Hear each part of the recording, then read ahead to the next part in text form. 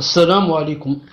إن الحمد لله نحمده ونستعينه ونستغفره ونعوذ بالله من شرور أنفسنا ومن سيئات أعمالنا. Cheikh, vous avez perdu le mic. وأشهد أن لا إله إلا الله وحده لا شريك له وأشهد أن محمدا صلى الله عليه وسلم عبده ورسوله. يا أيها الذين آمنوا اتقوا الله حق تقاته ولا تموتن إلا وأنتم مسلمون. يا أيها الناس اتقوا ربكم الذي خلقكم من نفس واحدة وخلق منها زوجها وبث منهما رجالا كثيرا ونساء. اتقوا الله الذي تساءلون به والأرحام إن الله كان عليكم رقيبا. يا أيها الذين آمنوا اتقوا الله وقولوا قولا سديدا يصلح لكم أعمالكم ويغفر لكم ذنوبكم ومن يطع الله ورسوله فقد فاز فوزا عظيما. ألا إن أصدق الكلام كلام الله وخير الهدي هدي محمد عليه الصلاة والسلام وشر الأمور محدثاتها وكل محدثة بدعة وكل بدعة ضلالة وكل ضلالة في النار. أما بعد فحياكم الله. En cette soirée du samedi 12 Rabi' al-Thani 1439 de l'Hégire, correspondant 30 décembre 2017, bi'idnillahi ta'ala, au 10e cours. Marhaban bikoum, dans le 10e cours du livre Aqidatu Ahli Sunnati wal Jama'a, le dogme des gens de la Sunna et du consensus. Donc, il est dit, Cheikh Ibn Uthaymin rahimahullah ta'ala dit, عقيدتنا الإيمان بالله وملائكته وكتبه ورسله واليوم الآخر والقدر خيره وشره. Donc, notre foi consiste en la croyance en Allah, en ses anges, en ses livres, en ses messages au jour dernier et au destin bon et mauvais. Et nous sommes, bi'idhnillah ta'ala, au premier pilier, c'est la croyance en Allah Azza wa Jal. Et le dernier cours, si vous vous rappelez, on avait parlé de l'attribut de l'amour d'Allah subhanahu Azza wa Jal. Non. Et aujourd'hui, Inch'Allah Ta'ala, on va commencer quelque chose de nouveau. Non. Avant cela, dans le livre, quand on a terminé l'amour d'Allah Subhanahu wa Ta'ala, on parlait de, si vous vous rappelez très bien, on avait parlé aussi du fait que Cheikh Ibn Uthaymin était d'avis qu'il ne fallait pas, que c'était interdit de donner un de ses membres, de donner, le rein ou quelque chose comme ça. Il a dit c'est interdit. Il a dit pourquoi? Pour deux choses. La première des choses, c'est que ça t'appartient pas, tu peux pas donner une chose qui t'appartient pas, tu n'as pas la permission. Et la deuxième, il a dit c'est si Allah l'a créé, c'est que ce membre, tu as besoin de lui, et que peut-être même s'il y a un autre, s'il y a un deuxième comme les reins, peut-être que le deuxième, il y aura beaucoup de pression sur lui et qu'il va s'arrêter de fonctionner. Ensuite, à la fin du cours, on lui a dit, سؤال التبرع بالدم هل يدخل في التصرف فيما لا حق لنا به? Est-ce que le fait de donner du sang, si une personne veut bénévolement donner du sang à quelqu'un, il a dit, est-ce que ça rentre dans l'interdiction car ça ne nous appartient pas? Il a dit, التبرع بالدم لا بأس به. C'est permis de donner le sang. Pourquoi? C'est quoi la différence entre lui et le rein? Les deux ne nous appartiennent pas. Pourquoi? Pourtant le sang c'est permis de le donner et le rein non. La cause est claire. Il a dit parce que le sang se renouvelle. Le sang se renouvelle alors que le rein ne se renouvelle pas.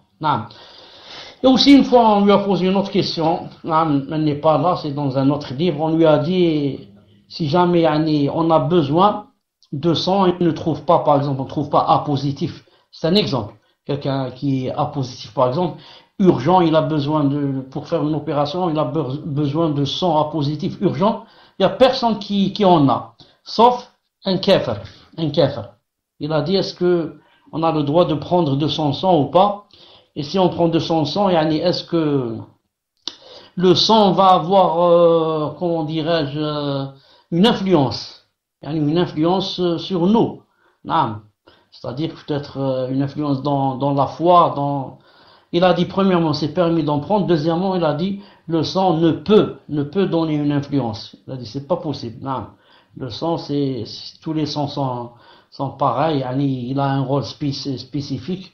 Il ne peut pas influer dans l'iman, c'est-à-dire si tu prends le sang d'un kafir, donc tu commences à penser comme lui et peut-être devenir mécréant. et le contraire. Si donc le kafir prend le sang d'un musulman, donc il devient musulman. Il a dit non, ça c'est pas vrai. Al-Muhim. Alors le cours d'aujourd'hui commence par bi'idnillahi ta'ala. Il a dit وَنُؤْمِنُ بِأَنَّ اللَّهَ يَرْضَى مَا شَرَعَهُ مِنَ الْأَعْمَالِ وَالْأَقْوَالِ وَيَكْرَهُ مَا نَهَى عَنْهُ مِنْهَا. Nous croyons qu'Allah Ta'ala le Très-Haut agrée tout ce qu'il a ordonné comme acte et parole et qu'il déteste ce qu'il a interdit. Donc ici il va parler de deux attributs qui appartiennent à Allah Azza wa Jalla. Le premier, l'agrément. Le fait qu'Allah Ta'ala agrée. Il agrée quoi? Il agrée tout ce qu'il a ordonné comme acte et parole. Et deuxième attribut, qu'Allah Ta'ala déteste des choses. Qu'est-ce qu'il déteste? Il déteste tout ce qu'il a interdit. Il déteste tout ce qu'il a interdit. Taïb. Ensuite, il a cité quelques versets ici. On va les voir, bi'idnillahi ta'ala. Il a cité le verset, celui-là. Zumur 7. In takfuru, fa inna Allah ghaniyun ankum. Fa inna Allah ghaniyun ankum. Wa la yarda li'ibadihi al-kufr. Wa in tashkuru, yardahu lakum. Si vous ne croyez pas, Allah Azza wa Jalla se passe largement de vous. De ses serviteurs, cependant, il n'agrée pas la mécréance. Et si vous êtes reconnaissant, il l'agrée pour vous.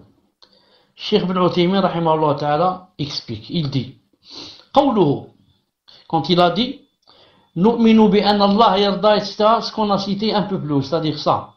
نؤمن بأن الله يرضى ما شرعه من الأعمال والأقوال ويكره ما نهى عنه منها. C'est-à-dire, nous croyons qu'Allah le Très-Haut agrée tout ce qu'il a ordonné, comme acte et parole, et qu'il déteste tout ce qu'il a interdit. Cheikh dit, إذا ثبت أن الله يرضى رضا حقيقيا إذن ثبت أن الله يرضى رضا حقيقيا. Il a dit donc, ce verset prouve que Allah subhanahu wa ta'ala agrée, et que son agrément est un agrément يعني حقيقي, véritable, وأنه يكره كرها حقيقيا, et qu'il déteste vraiment يعني une haine, si je puis dire, يعني véritable, نعم. Ce n'est pas au sens figuré comme disent les autres. Vous allez voir pourquoi il a dit ici le mot véritable. وأنكر المعطلة أن يكون الله عز وجل موصوفا بهما. Il a dit quant aux mu'attila, les négateurs, ceux qui renient les attributs, qu'est-ce qu'ils ont dit? Ils ont dit c'est pas possible qu'Allah subhanahu wa ta'ala, qu'on dise de lui que il se décrit par ces deux attributs. C'est-à-dire, salam alaikum. Donc, il faut patienter par rapport aux déconnexions qui sont très nombreuses. Chef, vous avez perdu le mic. J'ai dit donc les négateurs disent que c'est pas possible que Allah Azza wa Jal, qu'il soit décrit par l'attribut de quoi? L'attribut de l'agrément. Comme quoi il agrée et comme quoi aussi il déteste. Et je dis que ce n'est pas étonnant parce qu'on a vu dans le cours précédent qu'il renie aussi l'attribut de l'amour, que Allah Ta'ala aime et est aimé aussi. Donc puisqu'il n'aime pas, donc c'est logique que d'après eux aussi ils n'agréent pas et que d'après eux aussi ils ne détestent pas. Cheikh dit donc maintenant, quand ils ont dit que Allah Ta'ala n'agrée pas et n'aime pas et ils ne détestent pas, donc qu'est-ce qu'ils vont dire? Ben, ils sont obligés d'interpréter les attributs, comme font l'Ash'aïra. Donc qu'est-ce qu'ils vont dire? Ils vont dire Ma ja'a min an-nusus bir-rida fal-muradu bi-thawab ou iradatu thawab. Tous les textes qui citent l'agrément d'Allah Azza wa Jal, en fait, Allah Ta'ala ne parle pas de l'agrément, mais il veut dire ici la rétribution, ou bien la volonté de la rétribution, que Allah Ta'ala veut rétribuer, veut donner, il y a une rétribution, veut gratifier. C'est ça ce que veut dire l'agrément, d'après eux, bien sûr. وَمَا جَاءَ بِالْكَرَاهَةِ, et tout ce qu'il y a dans le fait que Allah Ta'ala déteste, فَالْمُرَادْ بِالْعِقَابِ, ça veut dire la punition. نعم. أو إرادة عقاب, ou bien la volonté de punir. وهذا بناء على مذهب فاسد. Et tout cela pourquoi? C'est la déduction de leur madhab fasid, batil, نعم qui est faux leur يعني fausse doctrine en cela ونحن نعلم أن هؤلاء المعطلة يبنون تعطيلهم على أدلة عقلية et nous on sait que ces négateurs se basent sur des dalils يعني عقلية qui ont rapport à la raison وفي الحقيقة ليست عقلية alors qu'en vérité ce ne sont pas des dalils يعني qui ont rapport avec la raison بل هي وهمية ce sont plutôt des illusions فيتوهمون أن إثبات هذه الصفة يستلزم التمثيل فينكرون. Comment ça? Il dit parce que d'après eux hein, donc le fait de dire que Allah Ta'ala par exemple possède l'attribut de l'agrément ou bien de l'amour hein, ou bien le fait de détester, de haïr, ils disent donc ça donne la ressemblance. Si on dit que Allah Ta'ala aime, on l'a fait ressembler aux êtres humains. Si on dit que Allah Ta'ala déteste, on l'a fait ressembler aux êtres humains. Si on va dire il agrée, on l'a fait ressembler aux êtres humains. Donc, il faut quoi? Il faut renier cela et dire que Allah Ta'ala n'a pas ses attributs. Ou alors les interpréter et dire que oui, ça c'est vrai, Allah Ta'ala aime, mais aimer veut dire telle et telle chose. Agréer veut dire telle et telle chose. Et comme ça, comme ils disent ici, ça veut dire ou bien rétribuer, ou bien la volonté de rétribuer, et comme ça. Non. Cheikh dit, الدليل. Maintenant, il va citer les preuves que Allah subhanahu wa ta'ala agrée, etc. Il a dit, دليل قوله تعالى إن تكفروا فإن الله غني عنكم. إن تكفروا فإن الله غني عنكم. Si vous ne croyez pas, Allah se passe largement de vous. Il a dit, وإذا كان غنيا عنا هل يتضرر؟ نعم. Ici, Allah Azza wa Jal se passe largement de vous, c'est-à-dire de nous. Est-ce que on peut lui faire du mal, on peut le léser? C'est impossible. C'est pour ça qu'il dit, si vous ne croyez pas, Allah se passe largement de vous. Quand quelqu'un croit, non, par exemple, là il est kafir et il commence à entrer en islam, là il croit. Est-ce que il va faire du bien à Allah subhanahu wa ta'ala? Jamais. Donc il se fait du bien à qui? À lui-même. C'est lui qui, s'il n'avait pas cru et serait mort, hein, donc il serait éternellement en enfer. Donc c'est lui qui a gagné. Mais Allah Ta'ala n'a rien gagné. Et le contraire. Si maintenant cette personne va mécroire, est-ce qu'elle va faire du mal à Allah Ta'ala? Est-ce que Allah Ta'ala va perdre quelque chose?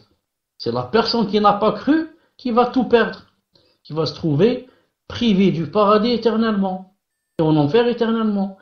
Donc, si tous les gens du monde allaient croire, ça ne ferait aucun bien à Allah subhanahu wa ta'ala. Et si tous les gens vont se mettre d'accord pour mécroire, ils ne feraient aucun mal à Allah subhanahu wa ta'ala. Ensuite, Cheikh Ibn Uthaymin, assistez le verset où Allah subhanahu wa ta'ala dit وَلَا يَرْضَى لِعِبَادِهِ الْكُفْرِ وَلَا يَرْضَى لِعِبَادِهِ الْكُفْرِ. On a cité tout à l'heure, c'est-à-dire que Allah subhanahu wa ta'ala n'agrée pas la mécréance à ses serviteurs. Il a dit هذا نفي الرضا. نعم. هذا نفي طيب هذا نفي الرضا وهو بمفهومه يدل على أنه يرضى منهم الإيمان. Lorsqu'Allah Ta'ala a dit que ولا يرضى لعباده الكفر, il n'agrée pas pour ses serviteurs la mécréance. Ça veut dire par compréhension opposée que Allah agrée l'iman à ses serviteurs. Quand Allah Ta'ala dit qu'il n'agrée pas le kufr à ses serviteurs, qu'est-ce que ça veut dire? Ça veut dire qu'il agrée l'iman, qui est le contraire du kufr. Il agrée l'iman à ses serviteurs. C'est pour ça que Allah subhanahu wa ta'ala a cité cela clairement lorsqu'il a dit وَإِن تَشْكُرُوا يَرْضَهُ لَكُمْ وَإِن تَشْكُرُوا يَرْضَهُ لَكُمْ. Et si par contre il a dit, et si par contre vous remerciez Allah subhanahu wa ta'ala, يَرْضَهُ لَكُمْ, il l'agrée pour vous. Donc c'est une preuve que Allah Azza wa Jal a l'attribut de l'agrément. Il agrée des choses comme il agrée aussi des personnes. Lorsqu'il a parlé des sahaba, il a dit radiyallahu anhum wa radu anhu. Allah Ta'ala les a agréés, eux, ils ont agréé Allah Ta'ala. Donc Allah Ta'ala, conclusion, qu'est-ce qu'il a? Il a l'attribut de l'agrément. Et cet agrément, c'est des fois, c'est des choses que Allah Ta'ala agrée, et des actions, et des fois c'est des personnes que Allah Ta'ala agrée. C'est des personnes que Allah Subhanahu wa Ta'ala agrée. Ensuite, il a cité un autre verset, pour dire que Allah Subhanahu wa Ta'ala, c'est-à-dire agrée des choses et déteste des choses. Il a cité le verset Tawbah 46. وَلَوْ أَرَادُوا الْخُرُوجَ لَأَعَدُّوا لَهُ عُدَّةً وَلَكِنْ كَرِهَ اللَّهُ بِعَاثَهُمْ فَثَبَّطَهُمْ وَقِيلَ اقْعُدُوا مَعَ الْقَاعِدِينَ. Et s'ils avaient voulu partir au combat, au djihad, ils lui auraient fait des préparatifs. Mais leur départ répugna à Allah Azza wa Jal. Et il les a rendus paresseux. Et il leur fut dit, restez avec ceux qui restent. Restez avec ceux qui restent. Chauffe le verset ici, qu'est-ce qu'il a dit? Et s'ils avaient voulu partir au combat, ils lui auraient fait des préparatifs. Qu'est-ce qu'on prend de cela? Au moins deux choses. La première, il lui aurait fait des préparatifs. Donc en islam, il y a des causes. Je ne dis pas à la personne, je vais aller au djihad, mais aucune cause. Je n'ai ni monture, ni argent, ni armes, ni je me suis préparé, ni je sais comment tirer avec un fusil, ni rien. Donc je vais comme ça, sans me préparer. Donc, il y a des causes. Il va pas dire, la personne ne va pas dire les anges vont descendre, ce sont eux qui vont défendre avec nous, donc moi j'ai pas besoin d'armes ni de rien. Ce n'est pas vrai. Allah Ta'ala a dit, il lui aurait fait préparer, lui aurait fait des préparatifs. Et dans un autre verset, il a dit, وَأَعِدُّوا لَهُمْ مَا اسْتَطَعْتُمْ. Le verset est très clair. Une autre chose ici, il a dit, s'ils avaient voulu partir au combat, il lui aurait fait des préparatifs. Non, ça veut dire aussi que le fait de préparer, le fait de se préparer, ici par exemple pour le combat, ou alors le contraire, le fait de ne pas se préparer, c'est un délit que la personne n'a pas dans le cœur, par exemple, de participer. Non. Donc si la personne ne se prépare pas, elle ne peut pas dire après, non, moi je voulais venir avec vous, etc. Non, c'est pas vrai, tu t'es pas préparé. Cette chose a besoin de préparation. Donc tu n'as rien fait. Donc si tu avais dans le cœur, Allah Ta'ala dit, s'ils avaient voulu vraiment partir, pourquoi? Il aurait fait les préparatifs. Donc il n'y a pas de préparatifs, c'est une preuve qu'il n'y a pas dans le cœur le fait d'intention de participer au djihad. Cheikh dit, ولكن طيب مسكوني ولكن كان نعم il a dit Allahumma ajirna, lorsque le Cheikh Ibn Uthaymin a cité ce verset, il a dit Allahumma ajirna, ô mon Seigneur, naam, préserve-nous, ô mon Seigneur, notre Seigneur, préserve-nous. هذه الآية خطيرة جدا. Ce verset, il a dit, est très dangereux. Ce qu'il contient, très dangereux, خطيرة جدا. نعم. وميزان, et en même temps, il a dit une balance. Mizan, c'est dans le sens de, c'est un signe sur lequel on peut se baser pour savoir, si, il va expliquer sur quoi on peut se baser. Il a dit, lorsque Allah Ta'ala a dit, كَرِهَ اللَّهُ بِعَثَهُمْ. Lorsque Allah Ta'ala a dit, كَرِهَ اللَّهُ بِعَثَهُمْ, c'est-à-dire, mais leur départ répugna à Allah. Un peu plus haut. Je vais essayer de le copier ici. Non. Ça c'est affiché. Mais leur départ répugna à Allah. Kariha Allah bi'atahum. Leur départ pour le djihad. Allah Ta'ala, kariha ou le détesta. Allah Ta'ala détesta leur départ au djihad. Cheikh a dit qu'Allah Ta'ala nous préserve. Ensuite, a cité la fin du verset. وَقِيلَ اقْعُدُوا مَعَ الْقَاعِدِينَ. Et il leur fut dit, restez avec ceux qui sont restés. Je vais copier aussi ça.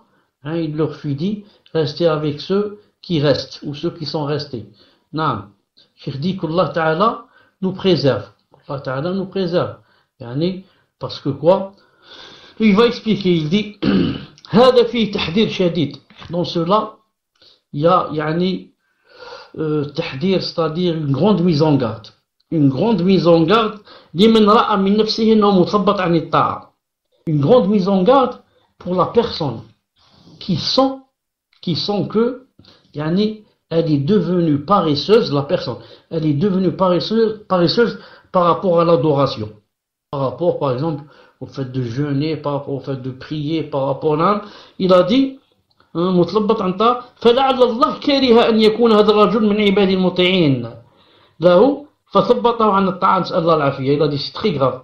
Il a dit, maintenant si la personne ressent comme ça, ressent qu'elle est devenue paresseuse, peut-être que Allah Ta'ala a détesté de lui qu'il soit quelqu'un qui fasse les adorations.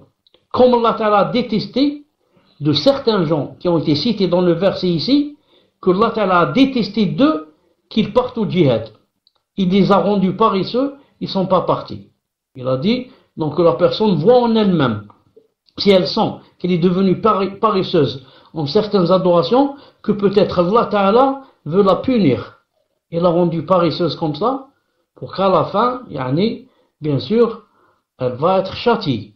Il a dit que Allah Ta'ala nous préserve. Comme ça dit Cheikh Ibn Uthaymin, qu'on ne soit pas de ce genre, Il a dit, on demande à Allah Ta'ala de nous aider, yani, à la dhikrihi, pour yani, son dhikr, wa shukrihi, pour le remercier, wa husni ibadati, et pour l'adorer de la meilleure façon. Fahdhar wa fattish, idha ra'ayta nafsaka mutakassilan 'an al-khayr. Il a dit, soit, yani, prends garde, wa fattish, et cherche, si tu vois que, yani, ton nafs, si tu te vois devenu paresseux 'an al-khayr, paresseux par rapport au khayr, par rapport aux adorations, par rapport, il faut bien yani, chercher dans ton âme et prendre garde. Cherche que peut-être c'est Allah subhanahu wa ta'ala qui a détesté yani, le fait yani, que tu fasses ces choses. Allah Ta'ala aime qu'on fasse ces choses. Quelqu'un va dire comment il déteste ces choses. Je dis comme Allah Ta'ala aime qu'on aille au djihad, mais il se peut qu'il déteste que certains y aillent. Certains, spécialement, ils détestent qu'ils y aillent. On va expliquer pourquoi. Il a dit ensuite, regarde et recherche une deuxième fois dans ton nafs. Patiente, fais patienter ton nafs. Et force-la pour l'adoration. Des fois tu dis, par exemple, 4 rak'at avant Dhuhr, c'est un peu difficile à chaque fois 4 rak'at là. Allez, je fais pas aujourd'hui 4. Demain, Inch'Allah, je fais. Pourquoi? C'est pas une salat obligatoire. L'essentiel, c'est que je vais prier Dhuhr au khlas. Quand ton nefs te dit comme ça, Cheikh dit non, il faut la forcer. Lui dire, Wallah, Inch'Allah, tu vas prier 4 rak'at. Je vais te montrer moi. Wallah, tu vas prier aujourd'hui 4 rak'at. Non. C'est un djihad. Pourquoi ça s'appelle djihad? Djihad al-nafs. Elle dit c'est noir, toi tu dis c'est blanc. Elle dit on monte, toi tu dis on descend. Elle dit on dort, toi tu dis on prie. Elle dit on mange, toi tu dis je mange pas aujourd'hui. Et comme ça. Non, c'est un djihad. Il a dit واليوم تفعلها كارها وغدا تفعلها طائعا هينة عليك. Il a dit cette chose que tu forces ton âme pour qu'elle la fasse. Cette adoration par exemple. Que tu forces ton âme pour qu'elle la fasse. Aujourd'hui tu l'as fait, karihan. Tu fais cette chose, yani, en la détestant. Et demain, tu la feras, en étant content, bi'idnillah azza wa jalla. Pourquoi? Parce que, à force de forcer ton âme, maintenant, yani, elle trouve un plaisir à faire cette adoration. Allah Ta'ala maintenant, yani, t'a donné la douceur de cette adoration. Que, auparavant, tu n'aimais pas. Et qu'auparavant, tu trouvais qu'elle était lourde, cette chose.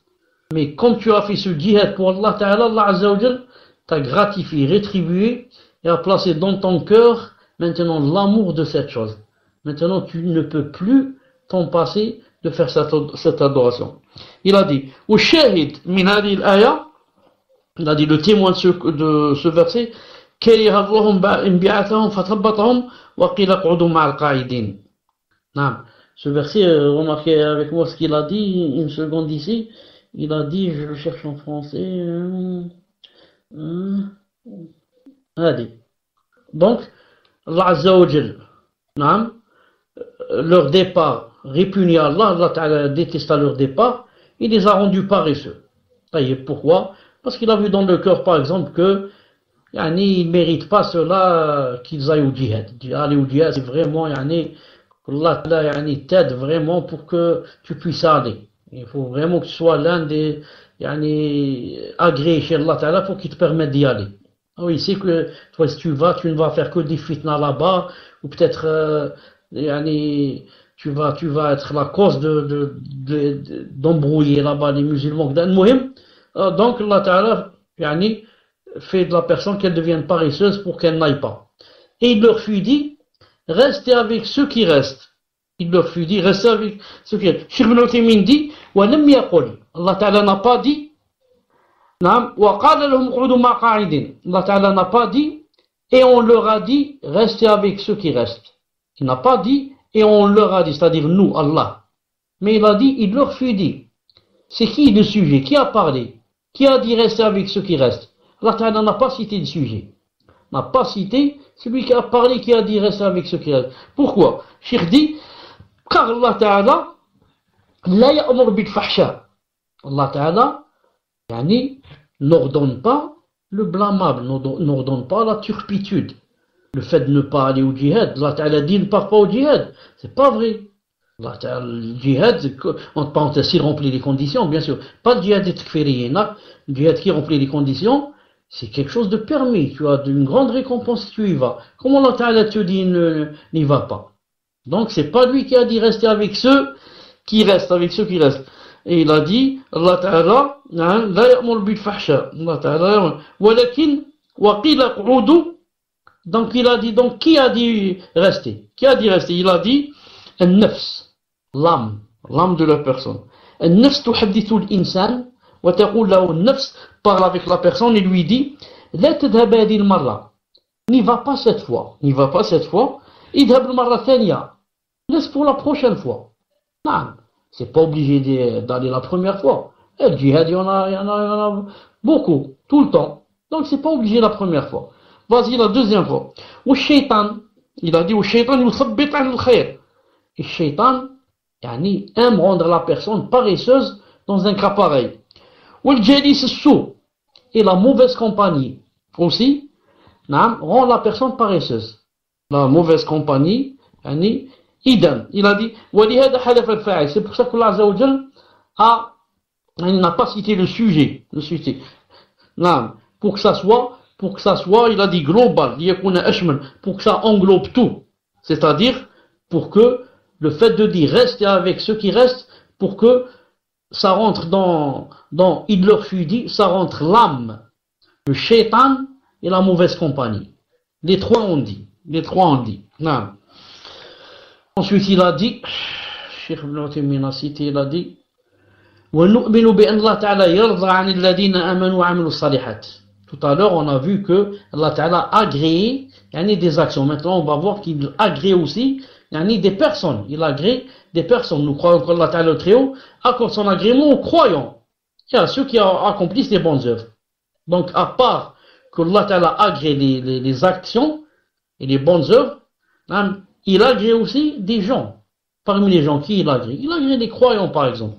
Les croyants. Non, il a dit وهذا هو إثبات الرضا وهذا هو إثبات الرضا السابق لكن سابق رضا الأعمال واللاحق رضا العاملين. Il a dit, et voilà la preuve de ce qu'on disait tout à l'heure, que la preuve de l'attribut de l'agrément. Sauf que dans ce qui a précédé, on parlait de l'agrément des actions. Et ici, c'est l'agrément des gens, de ceux qui font les actions.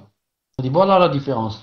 Mais c'est toujours, ça part toujours de l'attribut de l'agrément. وهذا هو الذي جعلنا نفصل هذا أو نفصل هذا من ذاك. C'est ce qui a fait que on a dissocié ceci de cela. C'est-à-dire, il a dit, on a parlé de l'agrément des actions, maintenant on parle de l'agrément des gens. Sinon, il a dit Sifa Waida, wa hiya ar-rida. Sinon, l'attribut c'est le même, c'est l'agrément. Que ce soit l'agrément des gens, l'agrément des actions. Le muhim, yani, que la personne doit attribuer à Allah subhanahu wa ta'ala l'attribut de l'agrément. Qawlu ta'ala, il a dit, lorsque Allah ta'ala, c'était le verset Bayna 8, radiyallahu anhum wa radu anhu, dhalika liman khashiya rabbah. Allah les agrée et il l'agrée. Telle sera la récompense de celui qui craint son Seigneur. Il a dit, كما قلت لكم, comme je vous ai dit, أهل التحريف من الأشاعرة وغيرهم, les gens يعني de tahrif, l'interprétation, non, l'interprétation c'est ta'wil, c'est-à-dire ceux qui falsifient, les falsificateurs, c'est mieux, comme les Asha'ira et les autres, il a dit, لا يؤمنون برضا الله, ils n'attestent pas l'attribut de l'agrément de Allah Azza wa Jal. ويقولون المراد برضا الثواب, ils disent que ce que veut dire ici Allah subhanahu wa ta'ala, ce n'est pas l'agrément, mais c'est plutôt yani, la rétribution, ou bien la volonté de la rétribution. إرادة الثواب. وإنما قالوا أو إرادة الثواب لأنهم يثبتون الإرادة. Pourquoi ils ont dit ou bien la volonté? Parce que pour eux, yani, ils attestent que Allah Ta'ala a la volonté.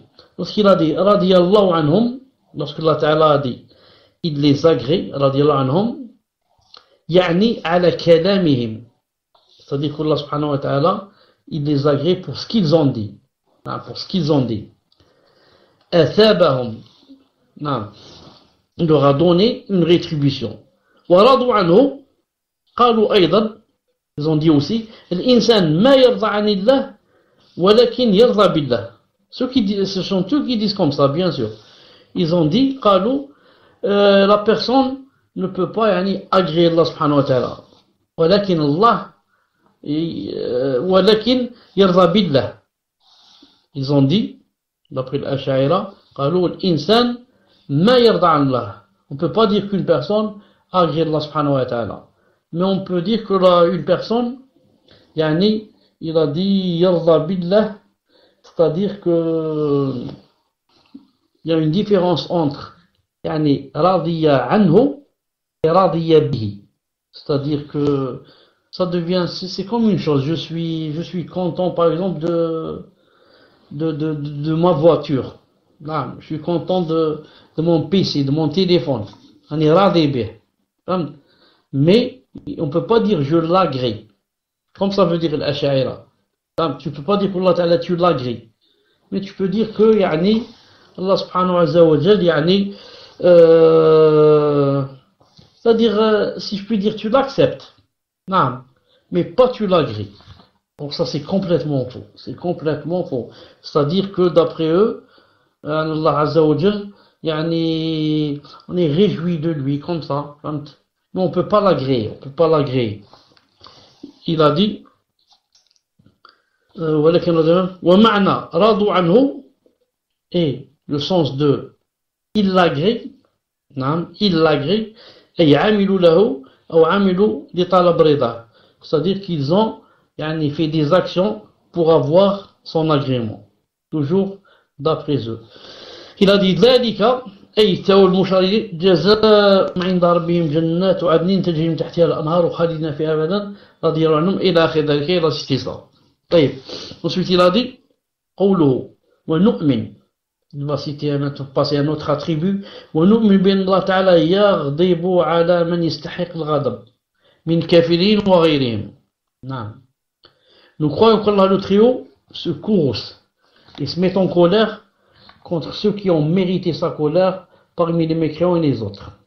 Donc, Cheikh Ibn Uthaymin ici parle de As-Sunnah wal Jama'a comme quoi ils attestent parmi les attributs d'Allah Azza wa Jal, à part l'agrément et l'amour, etc., ils attestent aussi que Allah Ta'ala se courrouce. Donc, salam alaikum. On avait dit que, maintenant, l'auteur allait parler d'un nouvel attribut. Il a dit, نؤمن بأن الله تعالى يغضب على من يستحق الغضب بالكافرين وغيرهم. C'est-à-dire que nous croyons qu'Allah le Très-Haut se courrouce contre ceux qui ont mérité sa colère parmi les mécréants et les autres. Ensuite il a cité un verset, il a cité le verset الظانين بالله ظن السوء غادي عليهم دائرة السوء وغضب الله عليهم. Ceux qui pensent du mal d'Allah, qu'un mauvais sort tombe sur eux, Allah est courroucé contre eux. Cheikh Ibn Uthaymin dit والغضب ضد الرضا. الغضب, il a dit, la colère, c'est contre l'agrément. ومن عقيدة أهل السنة والجماعة أن الله موصوف بالغضب على من يستحق من الكافرين وغير الكافرين في الكافرين. Il a dit, et chez Sunna wal Jama'a, qu'Allah Azza wa Jal est décrit de l'attribut de la colère, le ghadab, ou le du courroux. Hein? Il a dit ghadab par rapport à qui? Par rapport à ceux qui méritent cela, parmi les kuffars, comme les kuffars, et même ceux qui ne sont pas kuffars, qui méritent la colère. Il a dit, et il y a dans la dua, dans le Coran, dua al-li'an, quand l'homme par exemple a des doutes que sa femme a fait quelque chose, ou là d'après lui, elle a fait des choses, et il n'y a pas preuve, il a dit, là c'est le verset, il a dit, وَالْخَامِسَةَ أَنَا غَضَبَ اللَّهِ عَلَيْهَا إِنْ كَانَ مِنَ الصَّادِقِينَ. Et il va jurer pour la 5e fois, il a dit la 5e attestation, c'est attestation, shahada, et que la colère d'Allah soit sur elle, s'il était du nombre des véridiques. Que la colère d'Allah soit sur elle, si les deux vont attester, C'est pour ça que quand ils terminent, les deux terminent leurs attestations, personne ne sait si ce qu'il a dit, qui est le véridique des deux, c'est elle ou c'est lui, les deux ont juré. Si par exemple une personne se retire et dit moi je jure pas, donc cette personne il a dit c'est une menteuse, donc il va être fouetté pour avoir calomnié. Mais si les deux vont jurer, alors, on ne peut pas savoir qui. C'est pour ça le prophète alayhi salam, une fois quand il a fait ça entre un homme et une femme, les deux ont attesté. Qu'est-ce qu'il a dit? Il a dit Wallahu yashhad, ou Allah ya'lam, anna ahadakum min al-kadibin.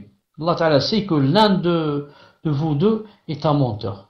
Mais nous, c'est-à-dire même le prophète ne sait pas qui. C'est pas qui des deux. Donc ils vont se quitter quoi? À vie. Jamais de la vie ils ne pourront se remarier une deuxième fois. À vie ils vont se quitter. Le mot il dit ici والغضب هو صفة من صفات الله فعلية. الغضب le courroux est un attribut d'Allah subhanahu wa ta'ala. Mais c'est un attribut de l'essence ou bien un attribut de, comment on disait, un attribut d'essence, un attribut de fi'liya. Comment je vous disais de fi'liya, de l'acte, jazakallahu khair. Cheikh Ibn Uthaymin a dit, c'est un attribut de l'acte. C'est pas un attribut de l'essence, c'est un attribut de l'acte. Pourquoi? Vous connaissez la règle. L'attribut de l'essence, il ne se sépare jamais d'Allah subhanahu wa ta'ala. Et l'attribut de l'acte se base sur quoi? Sur la volonté. Si Allah Ta'ala veut, il fait cet attribut. S'il ne veut pas, il ne le fait pas. C'est comme par exemple le rire. Si Allah Ta'ala veut, il rit. S'il veut, il ne rit pas. La même chose ici. S'il veut, il est courroucé. S'il ne veut pas, il n'est pas courroucé. Donc c'est un attribut de l'acte. Il a dit l'ash'ari yaqulun, quant aux ash'arites, ils disent inna al-ghadab la yusaf bihi Allah.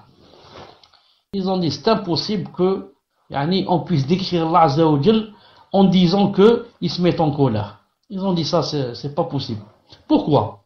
C'est simple. Il se base sur la raison et pas sur les textes. لأن الغضب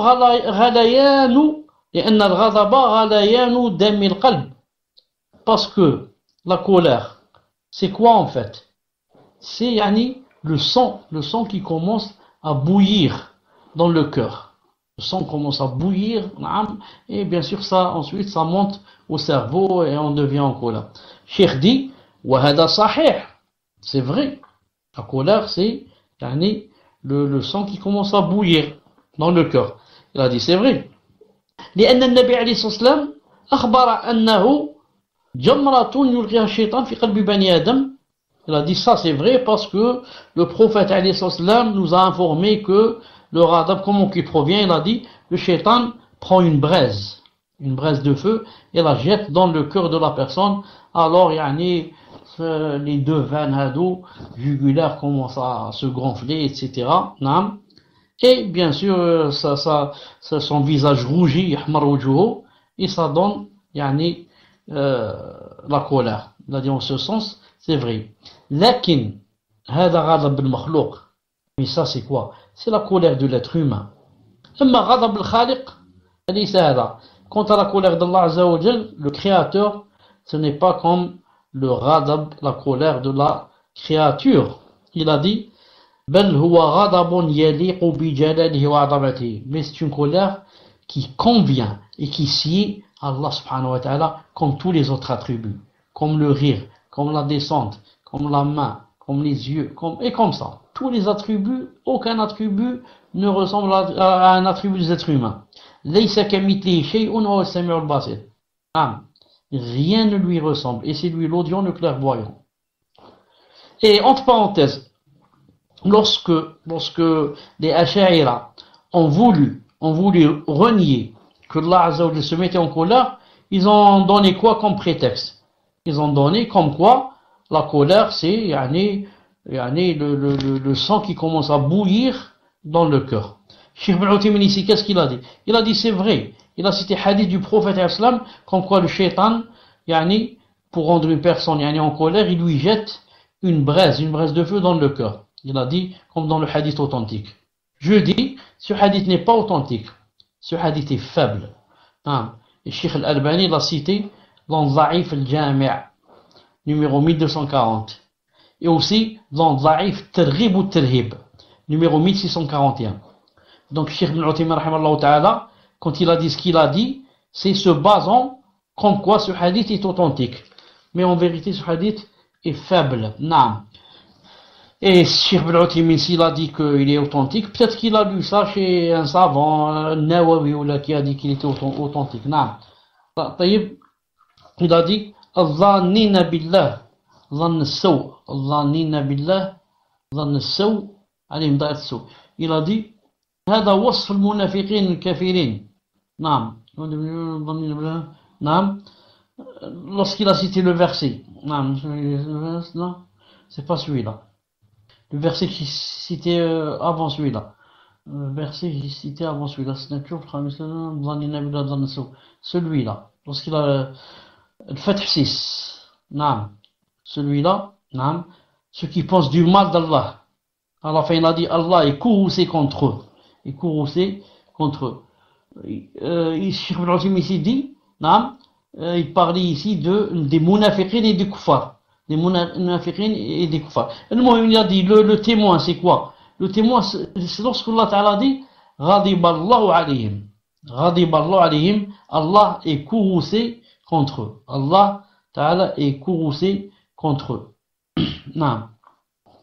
Il a dit وظن السوء بالله عز وجل اجمع. C'est quoi lorsque Allah Ta'ala dit الظانين بالله ظن السوء. الظانين بالله ظن السوء. C'est-à-dire ceux qui pensent du mal d'Allah. Qu'est-ce que ça veut dire penser du mal d'Allah subhanahu wa ta'ala? Comment on peut penser du mal d'Allah subhanahu wa ta'ala? Il a dit, c'est le fait de penser tout ce qui convient pas à Allah subhanahu wa ta'ala. فَمَنْ ظَنَّ أَنَّ اللَّهَ لَا يَنْصُرُ أَوْلِيَاءَهُ فَقَدْ ظَنَّ ظَنَّ بِاللَّهِ. Comme une personne par exemple, si elle va penser qu'Allah Azza wa Jalla ne donne pas la victoire à ses élus, ça veut dire il a pensé du mal en Allah subhanahu wa ta'ala. Il rentre dans ce verset. Il y a des gens qui sont comme ça. Je me rappelle, ça fait 15 ans à peu près. J'étais avec quelqu'un en voiture. C'est lui qui conduisait. En Algérie, vous savez ce qui s'est passé il y a 15 ans, là, ce qu'on appelle la décennie noire. Chaque jour, des centaines de morts, des dizaines d'égorgés, ceci, cela, des femmes, des enfants, Je suis monté avec quelqu'un comme ça de Juma'ata, qui ni science ni rien, juste on a parlé comme ça de ce qui se passe. Il m'a dit jamais en Algérie ne redeviendra la paix.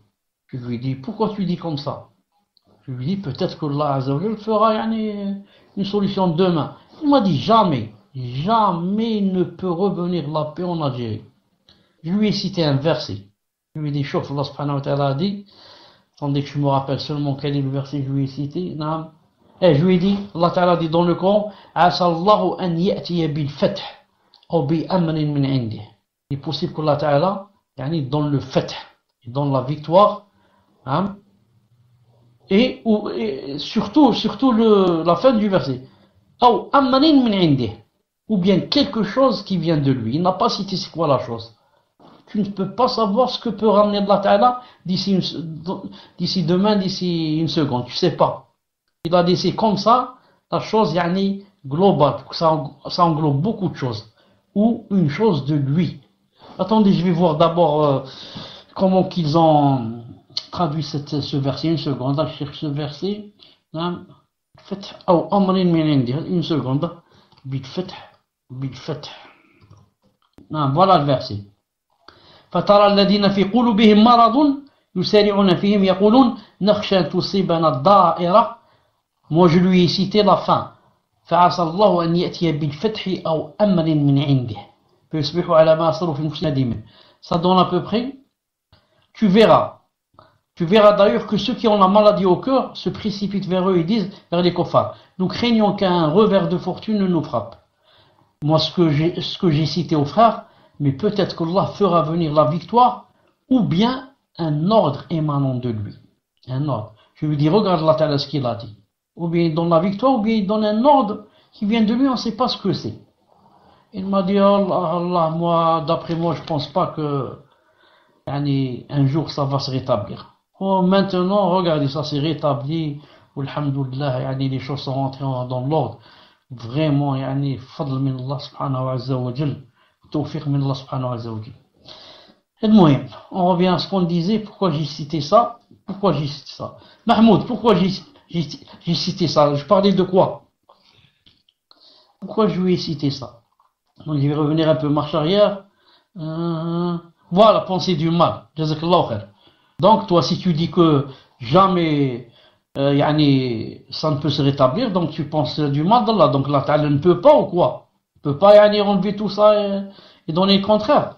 Al-Muhim, Cheikh Ibn Uthaymin dit, de même, si la personne dit que jamais Allah Ta'ala nous donnera la victoire, il a dit, وَمَنْ ظَنَّ أَنَّ اللَّهَ نَاقِصٌ فِي صِفَتِهِ فَقَدْ ظَنَّ بِهِ. Si tu penses que Allah Azza wa Jal est imparfait dans un de ses attributs. La même chose, tu as pensé de lui de mal. وَمَنْ ظَنَّ أَنَّ الْبَاطِلَ يَعْلُو الْحَقِّ عُلُوًّا دَائِمًا مُسْتَمِرًا فَقَدْ ظَنَّ بِاللَّهِ ظَنَّ السَّوْءِ. Celui qui pense aussi que le mal, c'est toujours le mal qui domine. Toujours. Ou bien les gens du mal qui dominent. Tu as pensé du mal d'Allah subhanahu wa ta'ala. Parce que Allah ta'ala dit dans le Coran que jamais il ne donnera la victoire sur les gens du mal sur les gens du bien. Ou les kuffars sur les croyants. Il a dit jamais il ne donnera cette victoire. S'il la donne, peut-être dans certaines circonstances. Non. Mais la donner comme ça, totalement, et à chaque fois ce sont eux, les kuffars, qui ont le dessus, la victoire, il a dit, ça veut dire que tu penses du mal d'Allah subhanahu wa ta'ala. Ou alors, ça veut dire que tu connais pas Allah, c'est tout, tu connais pas. Non. Il a dit aussi, وَمَنْ ظَنَّ أَنَّ اللَّهَ تَعَالَى لَا يَبْعَثُ الْعِبَادِ وَيُجَازِيهِمْ. La même chose, si la personne pense qu'Allah subhanahu wa ta'ala, il n'y a pas de résurrection. Comme disent beaucoup de gens, on va mourir, on va devenir poussière. Classe, on va rester poussière. Il n'y a pas un jour, on va ressusciter, revivre de nouveau, rencontrer Allah, aller soit au paradis, soit en enfer, et tu dis tout ça, il n'y a pas. Tu vas penser du mal d'Allah subhanahu wa ta'ala. Naam. Et ainsi de suite. Tout ce qui pense comme ça.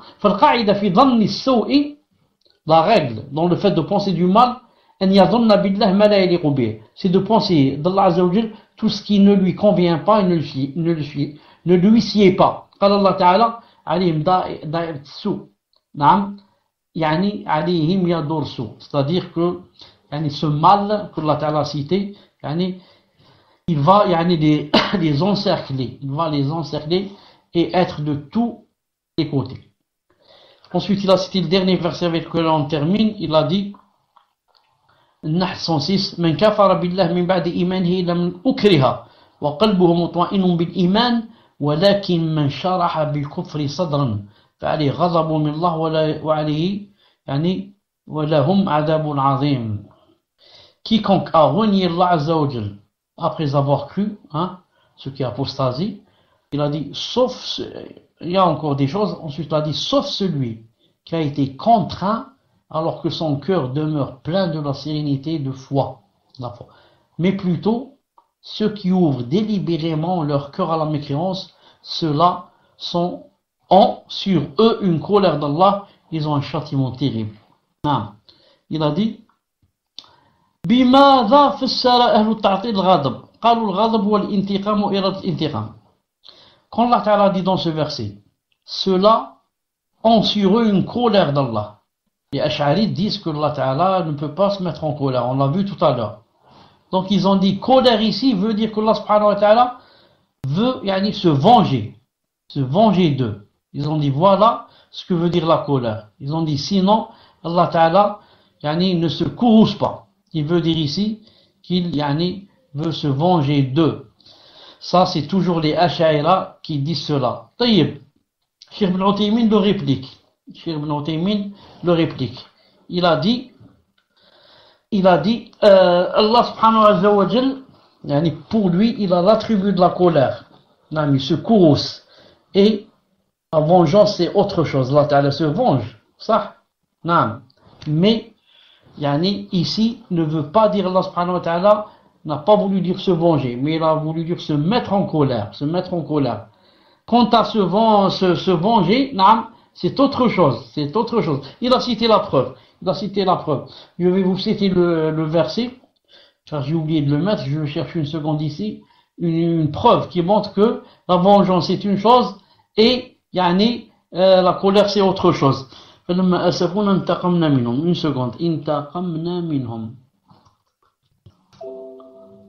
Voilà le verset. Regardez ce verset. فلما أسفونا انتقمنا منهم فأغرقناهم أجمعين. Lorsqu'ils nous eurent irrités, nous nous vengeâmes d'eux. En fait, Allah Ta'ala n'a pas employé le mot irrité ici. Il a dit فلما أسفونا. Il a dit Cheikh Ibn Uthaymin dit لما أسفونا, c'est-à-dire أغضبونا, ils nous ont mis en colère, nous nous sommes courroucés d'eux, pas irrités. Cheikh Ibn Uthaymin dit, il a dit أسفونا, فلما أسفونا, lorsque أغضبونا, ils nous ont mis en colère, on s'est courroucés d'eux, nous nous vengeâmes d'eux. Donc se mettre en colère, se courroucer c'est une chose, et se venger c'est autre chose. Ash'aira disent non, disent ici, lorsque Allah Ta'ala a dit, le verset plus haut, il a dit Allah s'est mis en colère contre eux, ça veut dire il s'est vengé. Cheikh Ibn Uthaymin cite ce verset pour prouver que c'est pas vrai, que Allah Ta'ala a le courroux et a la vengeance. Le courroux il est cité lorsque nous nous sommes courroucés d'eux, nous nous vengeons. Il a cité la vengeance. Et il a dit que l'autre c'est un jaza et l'autre c'est shart ou le jaza. Il a dit lorsque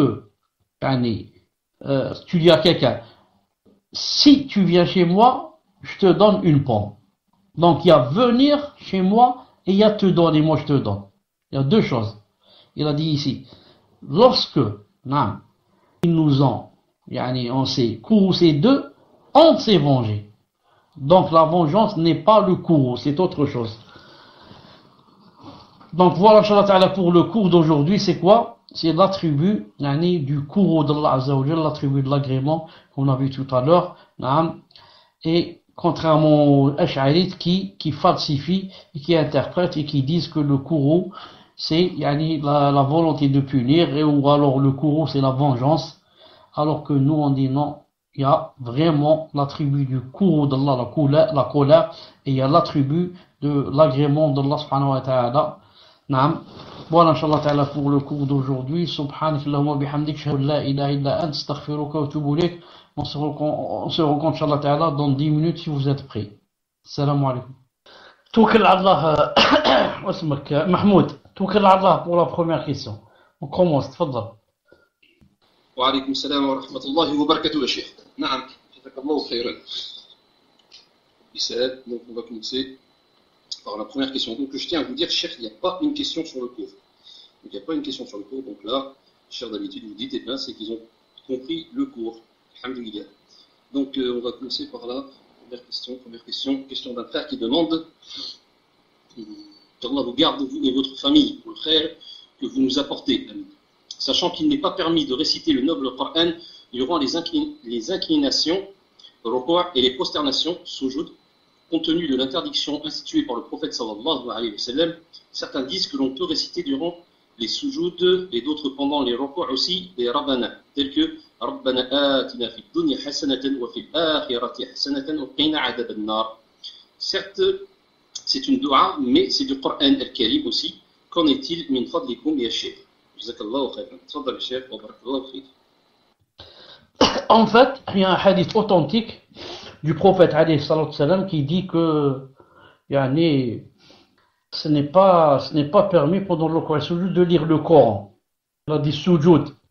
يعني فالركوع فعظموا فيه الله سبحانه وتعالى الرب يرادي في السجود يعني يرادي اكثروا من الدعاء المهم malgré cela Cheikh Ben Uthaymin rahimahullah ta'ala dit que dans le sujud spécialement pas dans le ruku' j'ai pas lu ça de lui, mais dans le sujud il dit si maintenant une personne va lire quelque chose du Coran qui contient une dua dans le sens de il met dans son cœur qu'il n'est pas en train de lire le Coran, mais il est en train de faire une dua, il a dit c'est permis.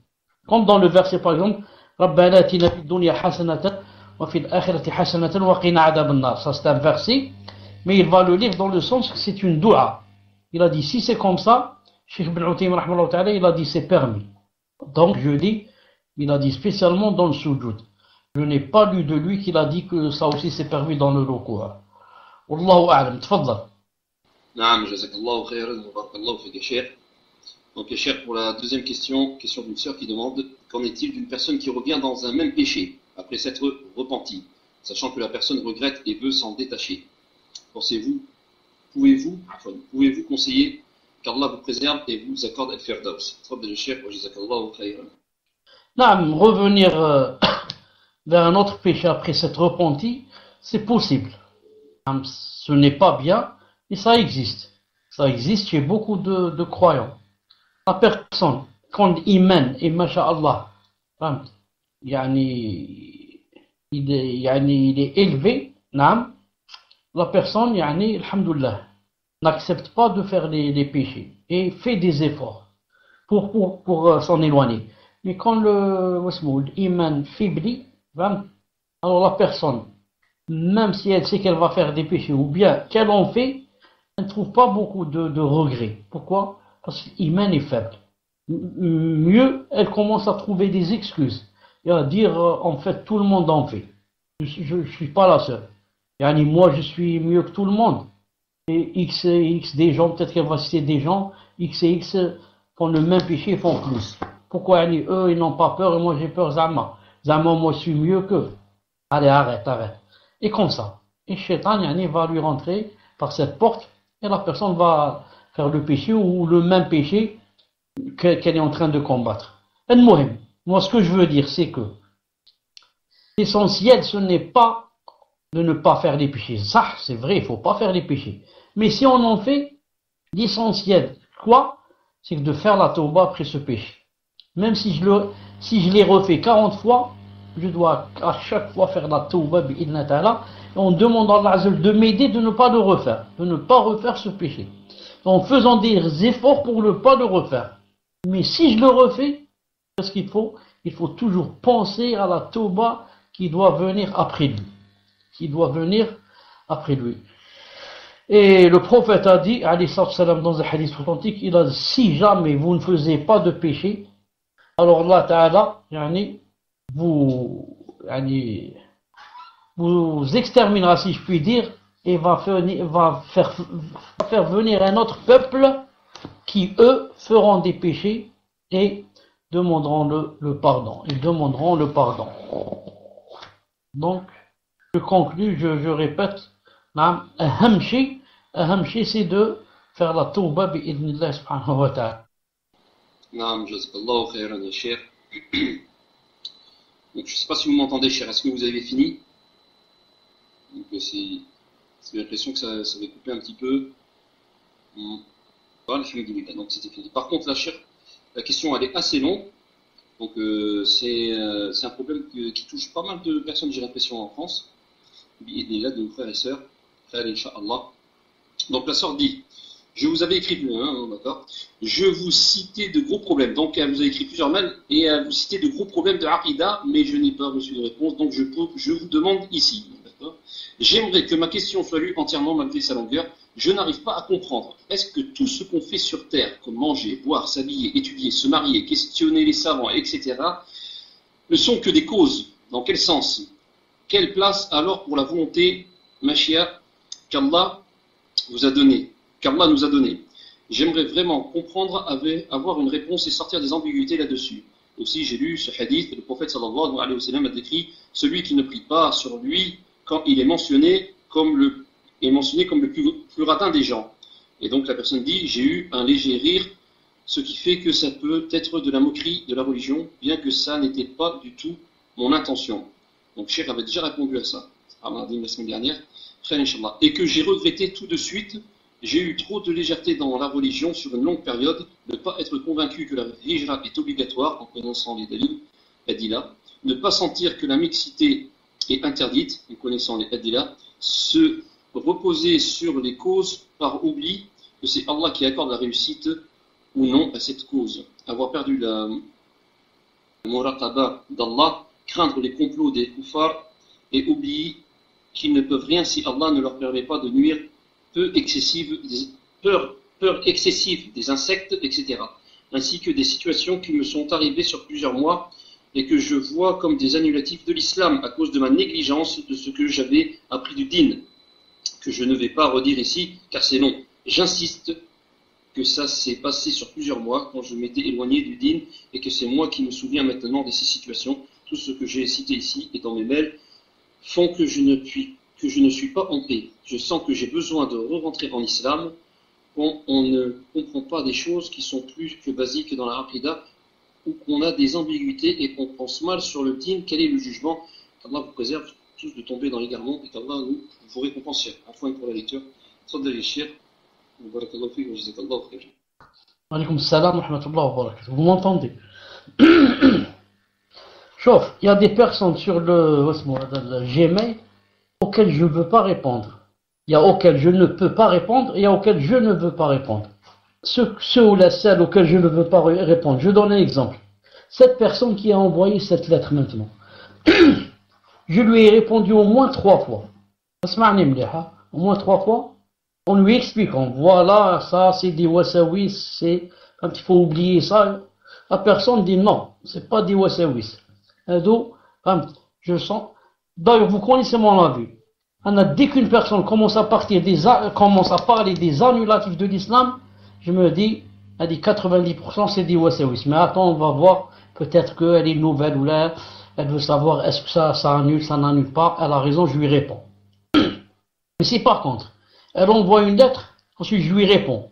Je lui dis, dit comme a dit le prophète alayhi salam, ça s'arrête là. Allahumma inni a'udhu bika an ushrika bika shay'an a'lamuhu wa astaghfiruka mimma la a'lam. Ya Allah, je reviens vers vous, je demande, naam, a'udhu billah, que je fasse un annulatif alors que je le sais. Et préservez-moi des annulatifs que je ne sais pas. Là, ça s'arrête là. Si j'ai fait un annulatif, j'ai demandé à Allah Ta'ala qu'il me pardonne. Si je ne l'ai pas fait, je l'ai fait sans science, que Allah Ta'ala aussi me pardonne. La personne, des fois, une personne, je lui réponds 2, 3 fois, peut-être voire plus, et une autre, je lui réponds pas pendant des mois. Des mois, une personne m'envoie, je n'ai pas le temps de lui répondre. Et l'autre, je lui réponds 3, 4 fois, toujours la même chose. 2, 3 jours après, elle y renvoie. Donc, est-ce que c'est des annulatifs? Ya ukhti, taqillah subhanahu wa ta'ala. Ya ukhti, taqillah subhanahu wa ta'ala. Toi, tu t'assois comme ça, tu dis, je n'ai rien à faire, donc je reviens vers mon passé. une fois j'ai pas détesté cette chose, une fois j'ai pensé à telle chose, j'ai pas regretté, une fois j'ai entendu ça, j'ai souri, une fois j'ai entendu ça, je me suis pas énervé. Donc tout ça, Shaitan lui dit, donc tout ça, ce sont des annulatifs.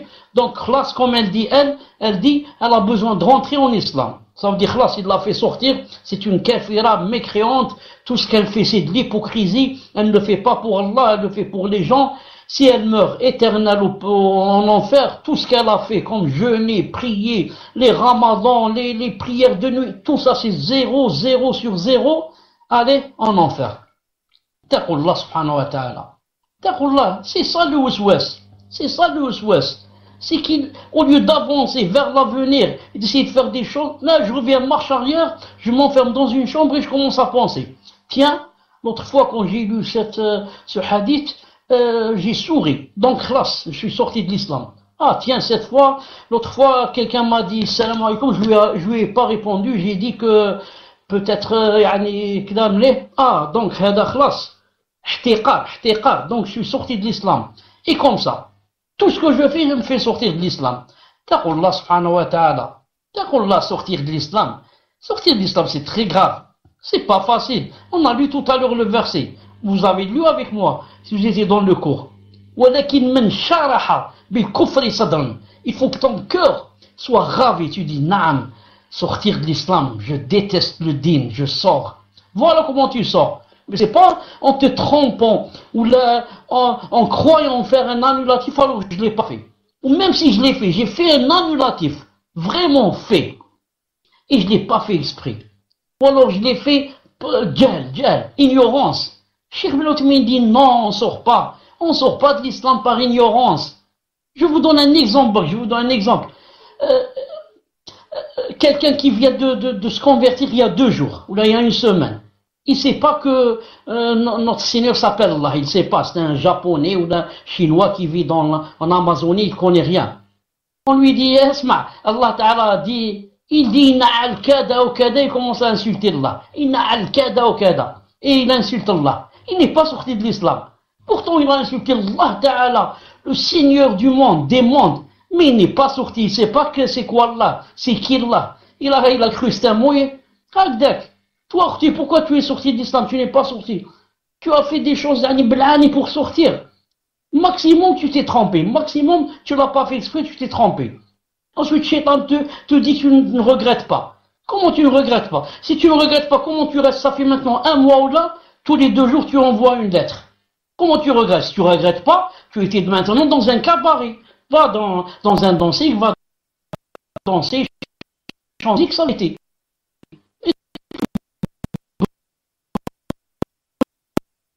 Sortir. Progrès. Ton iman, toi ma soeur qui a posé cette question, ton est mieux que le, car les sahaba sont pour ça des Rasulullah. Il dit, faire prier les montagnes, on peut pas dire ce qu'on marque. Il a dit, quand tu as l'imam, que les waswas commencent à venir pour essayer de t'enlever ton temps. Tu t'appelles Allah subhanahu wa ta'ala. Pour un annulatif, il faudrait, c'est un annulatif et le faire. Toi, non. Je ne sais pas, est-ce que c'est un annulatif, cela? Non, tu n'as pas voulu sortir de l'islam. Tu es, Inch'Allah ta'ala, muslima. Dit beaucoup de Coran, demande la science, il ne reste pas, et seul est toute seule, et en train de te poser des questions. Je suis musulman, je suis pas musulman, je suis sorti, je suis pas sorti. Tout ça, les salafs ne l'ont pas fait. Tout ça, les salafs ne l'ont pas fait. Qu'Allah subhanahu wa ta'ala t'aide, sinon on fait des ruqya. Il lit beaucoup, fait la dua du prophète alayhi salam. Allahumma inni a'udhu bika أن أشرك بك شيئا أعلم وأستغفرك مما لا أعلم. Ya Allah, je préservez-moi que je fasse يعني un annulatif, un shirk, sciemment, alors que je sais, exprès, et Yani, pardonnez-moi ce que je ne sais pas. Khlas. Ça, yani, les deux grandes règles se trouvent dans cette doua. Ya Allah, préservez-moi que je fasse quelque chose exprès. Donc si j'ai fait quelque chose exprès, ya Allah, préservez-moi. Et si je l'ai fait avec jahl, ya Allah, pardonnez-moi. Donc, alhamdoulilah, toi, ou bien tu l'as fait exprès, ou bien tu l'as fait avec jahl. Dans tous les deux cas, lis cette doua du prophète, alayhi salam. Tfadlal, اسمح لي, je t'ai pris le micro juste parce que ça m'a fait rappeler une chose. Chauffe, le prophète, alayhi salam, vous connaissez pourtant tous le hadith, qui dit que le shaitan vient vers vous et commence à lui dire qui a créé ça, qui a créé les cieux, qui a créé, jusqu'à ce qu'ils lui disent qui a créé Allah. Allah, qui l'a créé. Qu'a dit le prophète alayhi salam? Il a dit que la personne se tourne vers son épaule gauche et qu'elle pas qu'elle crache avec la postillonne là, juste comme ça. Et il dit Allahu ahad, Allahu samad, amantu billahi wa rasulihi, Allahu ahad, Allahu samad. نعم آمنت بالله ورسوله أو رسوله الله أحد الله الصمد لم يلد ولم يولد ولم يكن له كفوا أحد. Hadith authentique. Donc, il n'a pas dit à cette personne qui a dit, ou là, qui dans sa tête a dit, qui a créé Allah, il ne lui a pas dit tu as fait un annulatif. Il lui a dit seulement, tourne-toi sur ton épaule gauche, crache, et dit آمنت بالله ورسوله الله أحد الله الصمد لم يلد لم يولد, et ça s'arrête là. Dossier clos, c'est terminé. Parlons d'autre chose. Et celui qui est venu demander n'a pas dit je suis resté des jours et des mois à dire si je suis sorti, si je suis pas sorti. Non, il a eu un problème, il est allé demander. On lui a répondu, ça s'est arrêté là. Et Ouswes, si tu leur ouvres la porte, c'est ce que veut le Ouswes. C'est ce que veut. Que tu t'arrêtes pas d'être coincé dans ce cercle vicieux. Je suis sorti de l'islam, je suis pas sorti. Je suis sorti, je suis pas sorti. J'ai fait un annulatif. Je suis musulman ou je suis kafir. Je suis véridique ou alors je suis hypocrite. Ah, il dit, alhamdoulilah, elle est rentrée dans le jeu cette personne. J'ai de belles années ou là de bons mois passés avec cette personne. Au lieu de te laisser apprendre et avancer, et alhamdoulilah, être avec les frères, être avec les sœurs, être walou, encerclé, je vais l'enfermer dans une chambre et lui faire des problèmes jusqu'à ce que peut-être à la fin elle se suicide. Comme dit la personne, elle dit khlas, je me sens khlas, je ne peux plus penser ou là, khlas, je me sens effondré, khlas. Je suis sorti de l'islam, j'ai besoin de rentrer encore une fois dans l'islam. On n'a jamais entendu de notre vie qu'un des salaf, par exemple, ou un des sahaba ou là, est venu dire, Ya Rasulallah, je suis venu pour rentrer de nouveau dans l'islam. Ça, c'est jamais. Aucun sahabi, aucun tabi'i, aucun salaf, aucun savant, aucun talib ilm n'a dit, vous les musulmans, je viens vous dire que je vais rentrer de nouveau dans l'islam. Pourquoi? Quand est-ce que tu es sorti de l'islam? Shaitan, avec quelques insufflations, tu es sorti. Donc c'est facile de sortir de l'islam. Donc toutes les 5 minutes, on sort et on revient. Ah, l'islam, c'est pas possible. Quand on y rentre là, on sort pas. On sort pas jusqu'à mourir. Ou alors, on sort si on veut apostasier. On réfléchit, on dit, cet islam, moi, je n'en veux plus. Enfin, c'est très difficile, ou là, c'est un état, il n'y a pas de science, il n'y a rien. Enfin, cet islam, c'est de l'obscurantisme. Moi, j'arrête tout et je sors. Et là, tu es sorti. Et comment une personne qui aime Allah, et qui jeûne, et qui aime le prophète, et qui pense tout le temps au paradis, non, et qui pense tout le temps au paradis, qui pleure quand elle lit, peut-être lit le Coran, quand on parle d'Allah subhanahu wa ta'ala, elle entend un discours, là, peut-être qu'elle pleure. Et femme, elle jeûne peut-être Nafila, peut-être les lundis, peut-être les jeudis, elle jeûne peut-être Arafat, peut-être Ashura, peut-être elle donne de l'argent, Sabillah. Celle-là, elle est sortie de l'islam. تقول الله سبحانه وتعالى نعم. Donc la personne اتقي الله سبحانه وتعالى. تفضل. Non, jazakallahu khayran, Cheikh. Juste, je voulais vous demander, Cheikh, parce que ce que j'ai remarqué, c'est que c'est quoi les causes qui font que certaines personnes sont plus vulnérables que d'autres? C'est-à-dire qu'on reçoit des questions, c'est vrai, comme vous avez dit, Allah Musta'an, vraiment qu'Allah Azza wa Jal facilite aux frères et sœurs. Ces personnes sont toujours en train de penser à ces choses-là, sont toujours, c'est-à-dire bloquées sur ces choses-là, comme vous avez dit, ils peuvent se renfermer dans une chambre, à ne plus bouger, à se rendre malades, et on a remarqué aussi, c'est beaucoup de sœurs qui sont touchées par cela, si je ne me trompe pas, Allahu A'lam. Parce que nous, on reçoit pas mal de questions, c'est souvent des sœurs. Tfadal Cheikh, wa jazakallahu khairan. Non, ensuite, pour terminer, j'ai oublié une chose, c'est avec cette chose que je vais terminer, Inch'Allah Ta'ala.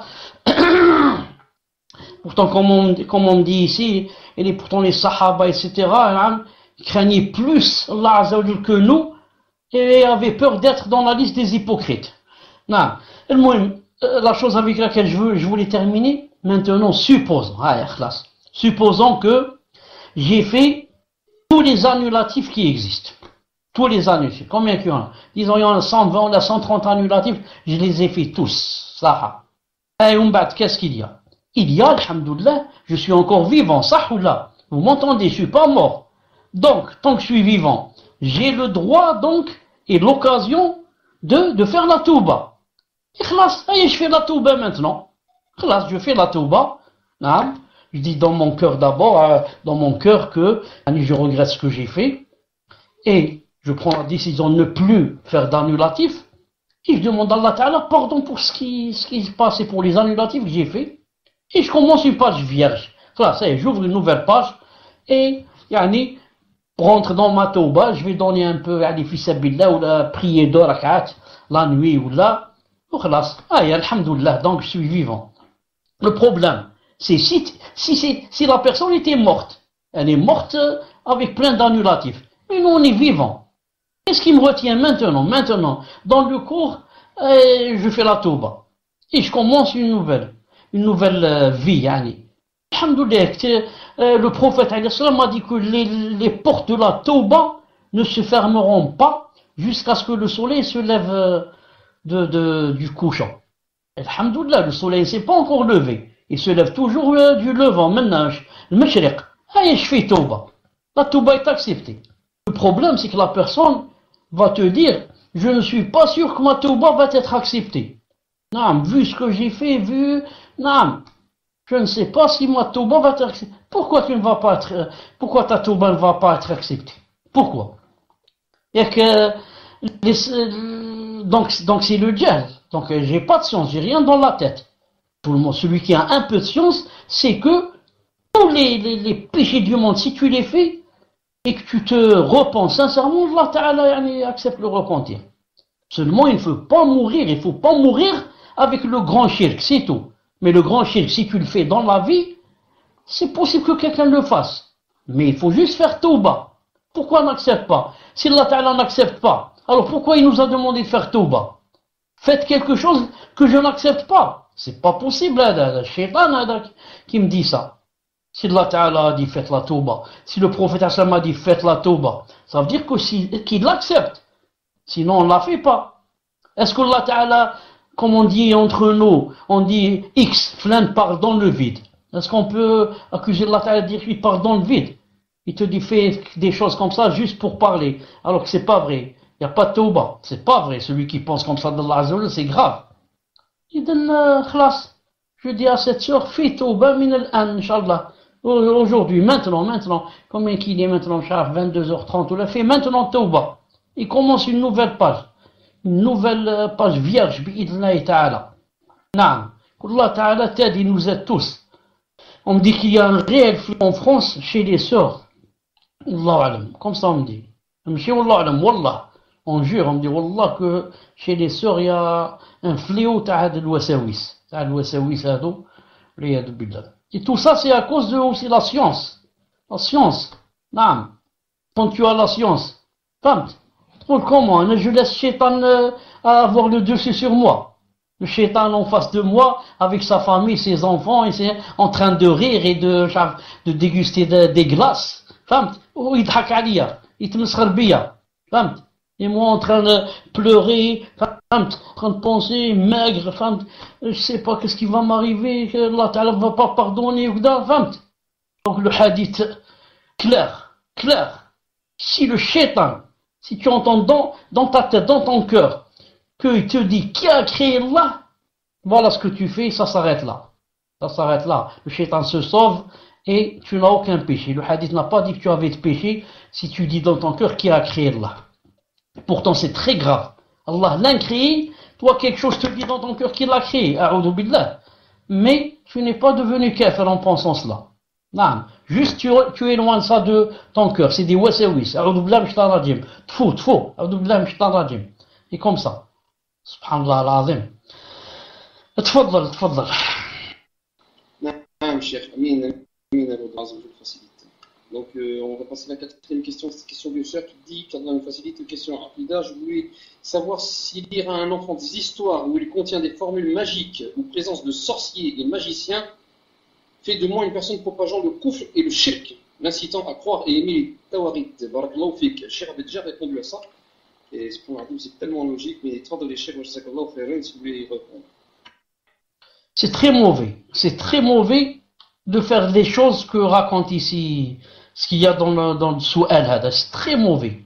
Je raconte à quelqu'un que, le sorcier, voilà ce qu'il dit, la phrase.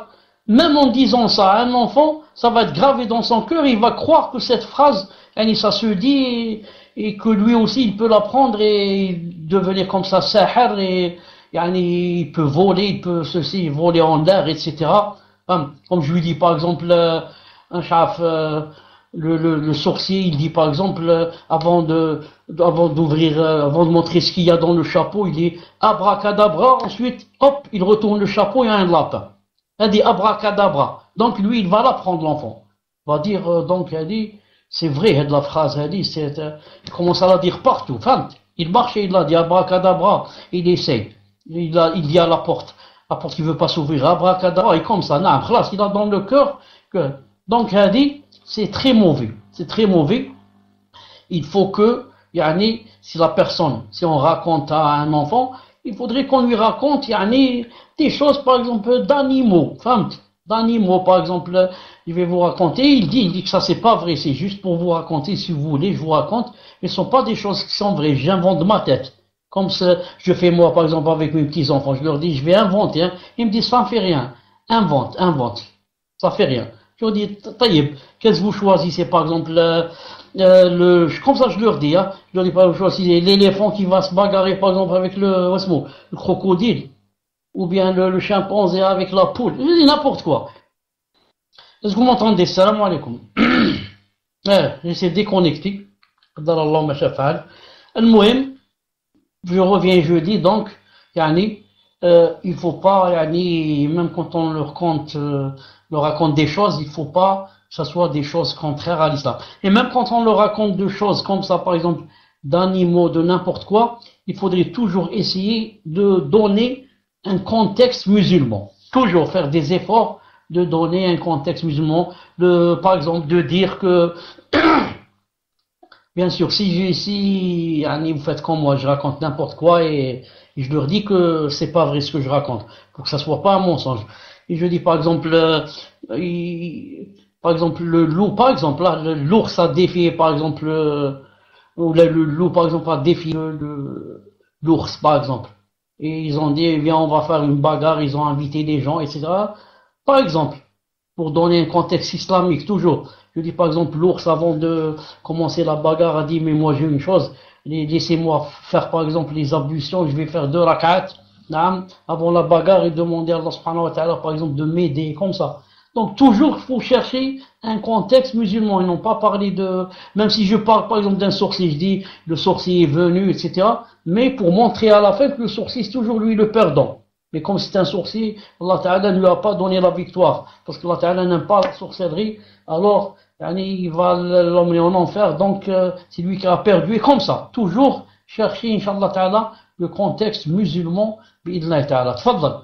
Allah barak, Cheikh. Allah barak. Vous êtes très très fort dans les histoires d'enfants. Allah Azza wa Jalla vous récompense. Donc, Inch'Allah, on va passer à la cinquième question. Question une sœur qui dit: j'ai une question sur l'essuyage de l'urine et des selles. Peut-on essuyer qu'avec du papier à vie sans jamais se laver avec de l'eau? La prière est-elle valide comme cela ou laver avec de l'eau fait partie des ablutions? car beaucoup de gynécologues nous disent que c'est mal. On a beaucoup de problèmes à cause du lavage quotidien à l'eau. Barakallahu fik ya cheikh. Faites-moi des doigts pour que je me marie avec un frère salih. Amin. Tfadal ya cheikh, wa jazakallahu khairan. Naam, avant de répondre à cette question, avant de répondre à cette question, j'ai appliqué هذاك تاع واسمها تاع la publicité. نعم شكون يعني هذيك درايفر ويندوز كذا من لي اوست ايتترا ايتترا والحمد لله الحمد لله maintenant je vois devant moi يعني où on doit mettre publicité c'est bloqué il y a rien alhamdoulilah donc je peux même si je veux agrandir يعني l'image ça donne pas de publicité en bas alhamdoulilah. طيب donc on revient à cette question واسمك Mahmoud, est-ce que tu peux relire la question? Quelqu'un me dit d'accord, micro. Quelqu'un me dit par rapport à ce que j'ai dit tout à l'heure quand on raconte aux enfants, etc. À la fin qu'il y a une morale. Oui, c'est très bien de résumer à la fin. À la fin, quand on termine l'histoire, par exemple, de résumer, de dire, regardez comment toujours, yani, celui qui craint Allah Ta'ala, comment Allah Ta'ala lui donne la victoire, comment yani, l'autre, l'adversaire, comment quand il a oublié Allah Ta'ala, hein, Allah Ta'ala l'a délaissé. Regardez, il a essuyé une défaite, une grande défaite. Et regardez comment yani, celui qui craint Allah, comment il lui donne toujours une victoire et comme ça. Taïeb, tfadal, c'est quoi la question? Donc la personne dit j'ai une question sur l'essuyage de l'urine et des selles. Peut-on essuyer qu'avec du papier à vie sans jamais se laver avec de l'eau? La prière est-elle valide comme cela ou laver avec de l'eau fait partie des ablutions? Car beaucoup de gynécologues nous disent que c'est mal car on a beaucoup de problèmes à cause du lavage quotidien à l'eau. Là on fait cher, donc elle a rajouté j'ai oublié deux choses. Est-ce que ça rentre dans le hadith de celui qui ne se protège pas de l'urine et qui sera châtié? Et si pour le tayammum, c'est possible de se nettoyer qu'avec le papier? Sauf quand quelqu'un va aux toilettes, que ce soit pour l'urine ou les selles, il a le choix entre employer l'eau ou bien employer le papier ou bien des serviettes de papier ou autre chose qui enlève, qui nettoie, disons, qui nettoie. Et c'est valide même si on le fait toute sa vie, là, la prière est valide, les ablutions sont valides, la prière est valide, mais il y a des conditions, bien sûr, il faut que ça soit au moins 3 fois.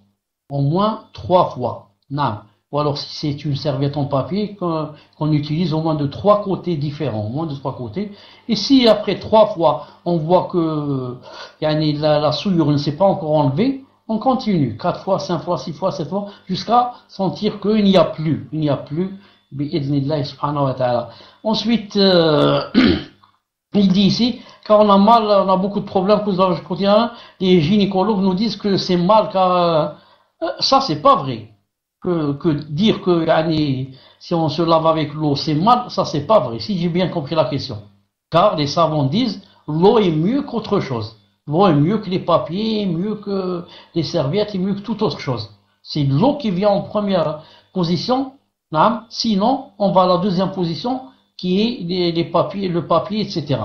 Mais l'eau est beaucoup mieux.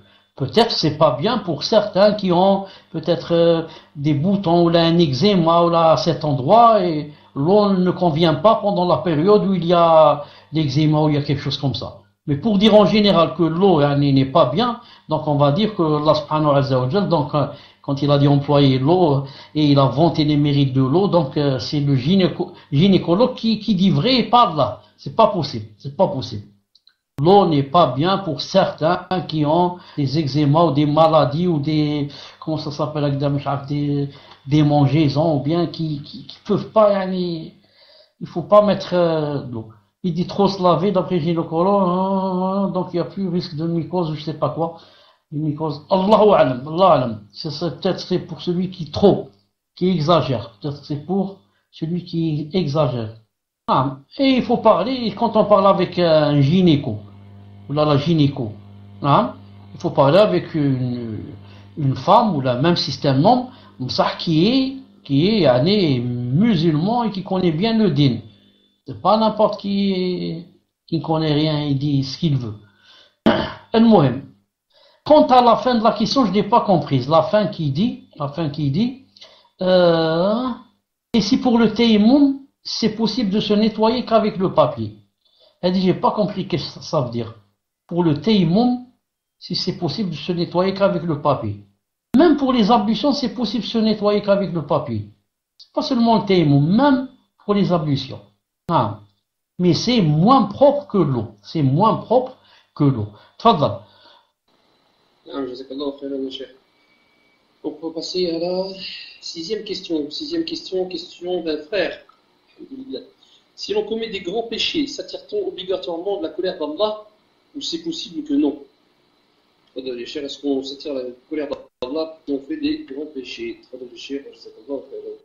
C'est normal. Quand on fait un grand péché, on a attiré la colère d'Allah subhanahu wa ta'ala. Reste que, il y a une chose très importante qu'il faut savoir ici, c'est que des fois, quand la personne fait un péché ou un grand péché, si elle a en revanche des choses qui peuvent intercéder, la personne a fait aussi beaucoup de bien dans sa vie, beaucoup de bonnes actions, beaucoup d'aumônes, beaucoup ceci, ce grand péché est vite expié bi'idna subhanahu wa ta'ala. Ce n'est pas comme la personne qui n'a pas des choses qui sont en sa faveur pour intercéder. Ou qui n'a pas comment on appelle ça, ou alors qui est plein de péchés. Ensuite elle va faire aussi un grand péché. Mais en général, un grand péché ça attire la colère d'Allah subhanahu wa ta'ala. Mais comme j'ai dit, si par contre on a beaucoup de prières de nuit, on fait beaucoup d'aumônes, on jeûne beaucoup, on a ceci, on a cela, on a des choses qui, Allah subhanahu wa ta'ala, ces choses-là vont, yutfi'una ghadab Allah. C'est pour ça que le prophète sallallahu alayhi wa sallam a dit, dans un hadith authentique, il a dit, inna sadaqata tutfi'u ghadab Allah. Authentifié par Sheikh Al-Albani. Il a dit, l'aumône éteint la colère d'Allah. Donc vous voyez, quand quelqu'un fait un grand péché, qu'il fasse vite, par exemple, une aumône. Pourquoi? Pour éteindre la colère d'Allah. Et ça veut dire deux choses. Ça veut dire quand on a fait le grand péché, on a suscité la colère d'Allah. Donc ça c'est la réponse à la question du frère.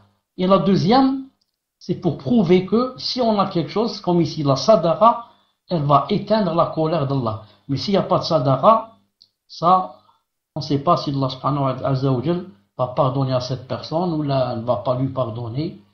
Allahu alam. Naam, tfaddal. Cheikh, il y a la personne qui vous a posé la question, qui vous a demandé de faire une dua pour qu'elle se marie avec une personne salih. Et par contre, je ne vois pas le hadith. Le hadith, quel hadith qui n'a pas été expliqué? Je ne vois pas lequel c'est. Celui qui se fait châtier. Oui, mais il devait répondre à quoi, Cheikh, par rapport à ça? Oui, on va passer à la prochaine question et on va voir ce qu'il en est pour ce petit. Donc, alors, la prochaine question, c'est la question à Cheikh, la question numéro 7, question d'un frère qui dit, lorsque l'on est touché par le ayn, est-ce possible, le mauvais œil, donc, est-ce possible que cela se réalise que le lendemain ou une semaine après, ou est-ce que le ayn fait effet de suite? Voilà, pour le Cheikh, je sais pas, أسأل الله سبحانه عز وجل أن يعين إخواننا وأخواتنا لا سيما في فرنسا وفي غيرها من بلدان الكفر أن يعينهم على الزواج بالكفء أن يعينهم سبحانه عز وجل على الزواج بالكفء أسأل الله أن يعينهم على الزواج بالزوج الصالح وبالكفء. نعم. Lorsqu'on est touché par le ayn, est-ce possible que cela se réalise que le lendemain, une semaine après, ou est-ce que le ayn fait effet de suite? Je dis la vérité, je ne connais pas la réponse à cette question. Non. Mais ce que je pense, si vous voulez, c'est seulement un avis. Ce que je pense que l'ayn, ça a un effet de suite. Wallahu alam. Pourquoi? Parce que il y a quelque chose qui sort de l'œil de cette personne, naam, qui va vers vous. Voilà, comme Ibn al-Qayyim dit, c'est comme une flamme comme ça, qu'on ne voit pas, naam, qui sort du cœur de la personne en passant par son œil, et qui vient vers nous pour nous brûler.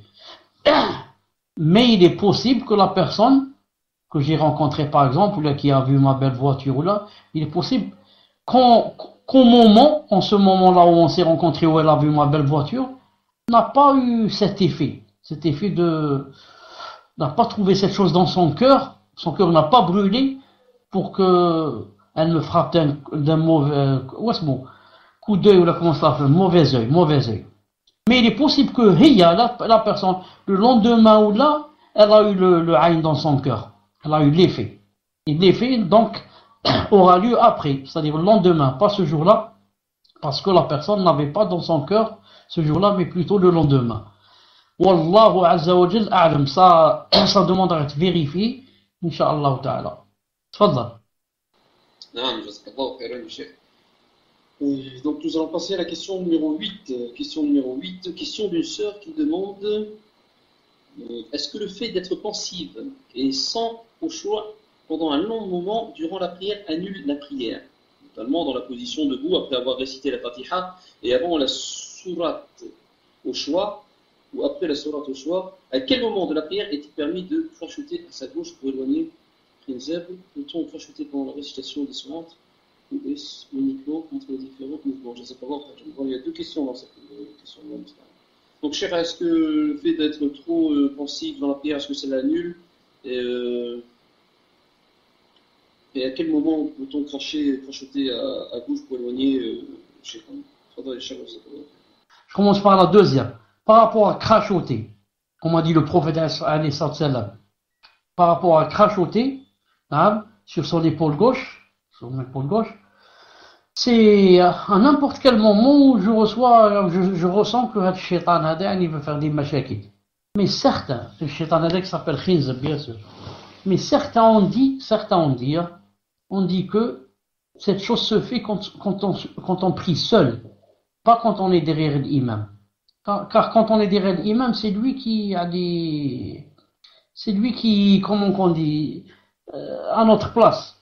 Comme a dit le prophète alayhi salam, il a dit yusalluna lakum fa in asabu falakum wa lahum wa in akhta'u falakum wa alayhim. Il a dit quand vous priez derrière quelqu'un, vous êtes toujours gagnant.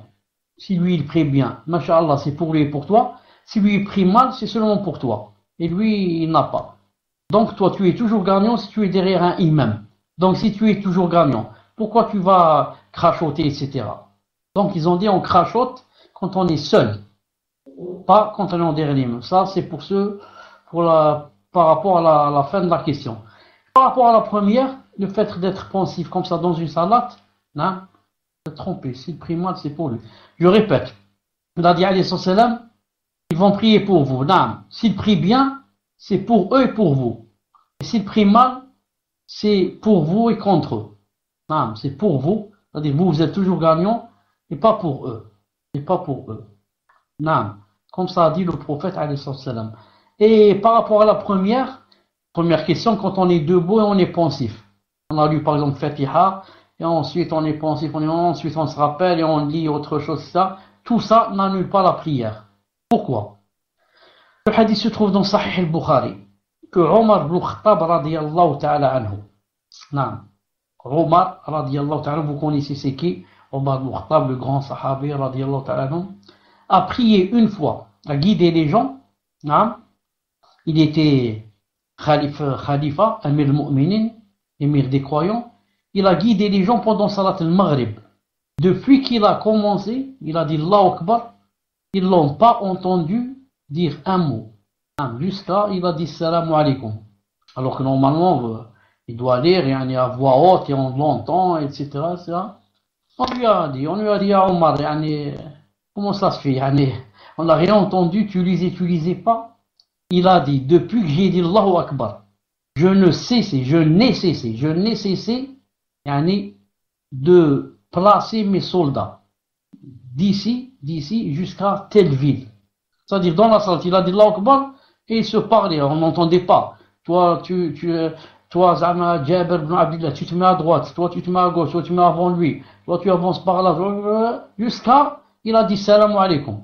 Donc, ça, vraiment il était pensif ou pas? Vraiment pensif. Et lui, qu'est-ce qu'il a fait?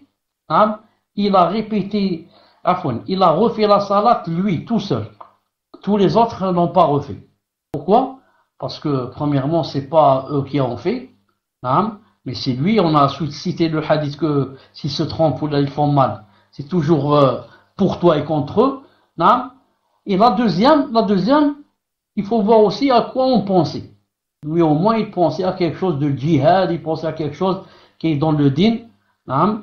Mais si maintenant la personne va penser, depuis qu'il dit Allahu Akbar, il va penser au match, comment qui s'est déroulé, qui a marqué les buts, qui n'a pas marqué, qui a fait sortir l'arbitre, qui n'a pas fait sortir, etc. Celui-là, c'est sûr qu'il n'a pas prié, bi'idhnillah. Naam. Tfaddal. Naam, jazakallahu khairan, Cheikh. Donc, nous allons passer à la question numéro 9. Question numéro 9, question d'une sœur qui demande est-ce que Khair, Inch'Allah, est une dua? Jazakallahu khairan, tfaddal, Cheikh. J'ai pas compris, Aoud. Le fait de dire Khair, Inch'Allah, est-ce que c'est une dua, Cheikh? Jazakallahu khairan, jazakallahu khairan. Khair, Inch'Allah, ça veut dire je demande à Allah Azza wa Jal que ça soit un khair. En ce sens, c'est une dua. Naam. Khair, Inch'Allah. Ça veut dire je demande à Allah subhanahu wa ta'ala que ça soit un khair. Voilà. Naam. Tfaddal. Maintenant, je crois que c'est la dernière question. Naam, Cheikh. Dernière question. Dernière question. Une question d'une sœur qui demande. Donc, elle demande est-ce que, Cheikh, qu'Allah vous préserve, pouvez-vous nous dire si nous avons le droit de faire sadaqa pour les morts? Tfaddal, Cheikh, wa jazakallahu khairan. Donc, c'est la 10e bi'idhin. D'après Cheikh Ibn Uthaymin, rahimahullah ta'ala, on peut. Naam. Surtout, s'ils font partie de la famille. Surtout, s'ils font partie de la famille. Mais Cheikh Ibn Uthaymin, rahimahullah ta'ala, a dit le mieux. Car maintenant, on doit faire la différence entre une chose permise et une chose recommandée. Donc, c'est permis de faire sadaqa pour mort. Et il y a mieux que faire sadaqa. Il a dit, c'est faire des doigts. Il a dit, le mort, c'est mieux de lui faire doua que de lui donner sadaqa. D'après qui? D'après Cheikh Ibn Uthaymin, rahimahullah ta'ala. Pourquoi? Si on va seulement méditer quelques instants. Le mort, il fut bien un temps où il était vivant, ça. Il a vécu 30, 40, 50 ans, je ne sais pas comment il a vécu. Lui, quand il était vivant, Allah ta'ala lui avait enjoint de l'adorer, de faire des sadaqas, etc., etc. Donc c'est lui qui devait faire des sadaqas. C'est pas moi qui dois faire à sa place. Mais comme maintenant il est mort, et c'est trop tard, naam, donc d'après Cheikh Ibn Uthaymin, si on lui fait, c'est permis. Mais si on lui fait des doigts, on dit Allahumma khfir lahu, Allahumma arhamhu, Allahumma zid fi hasanatihi, Allahumma tajawaz an siyatihi, Allahumma kada, il a dit c'est mieux que de lui faire sadaqa. Wallahu ta'ala a'lam. Naam. Mais je dis que Inch'Allah ta'ala c'est permis. C'est permis. Tfaddal, as-tu quelque chose pour terminer? Barakallahu fik wa jazakallahu khairan pour tout le temps que vous nous accordez, Cheikh. Qu'Allah vous récompense grandement, parce que franchement, sincèrement, ça fait beaucoup de bien, beaucoup. Alhamdulillah, j'ai rien à rajouter, juste pour ceux qui posent des questions, la prochaine fois, Bidillah, et on s'y tiendra, je me suis fait avoir cette fois-ci. La prochaine fois, on posera juste une question. S'il y a deux questions dans une question, on posera qu'une question. Et ce sera la première question. Et les autres questions, on ne les posera pas. Donc voilà. Ce que je voulais pas ajouter. Jazakallahu khairan ya Cheikh, qu'Allah Azza wa Jalla vous préserve. Ainsi que votre famille. Naam, barakallahu fikum, vous aussi pour avoir assisté. Je vous rappelle que notre prochain cours, Inch'Allah ta'ala, c'est lundi. Pas après-demain, mais l'autre lundi. Et que samedi prochain, il n'y aura pas cours. Donc lundi, Inch'Allah ta'ala, à 20h, bi'idhnahi ta'ala. Subhanak Allahumma bihamdik. Ashhadu an la ilaha illa anta astaghfiruka wa atubu ilayk. Assalamu alaikum wa rahmatullahi wa barakatuh.